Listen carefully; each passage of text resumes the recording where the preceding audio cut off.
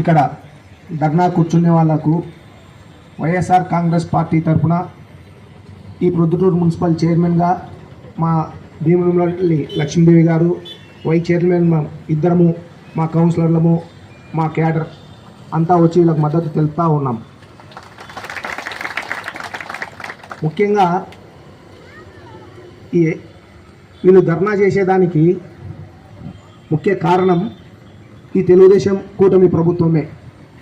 ఈ కూటమి ప్రభుత్వం ఏర్పడక ముందు ఏర్పడేదానికి ఎలక్షన్లలో పాల్గొనేటప్పుడు ఈ కూటమి ప్రభుత్వం వీళ్ళను ఉద్దేశించి ప్రతి ఒక్కరికి జీతాలు పెంచుతాం, అవుట్సోర్సింగ్ వాళ్ళకు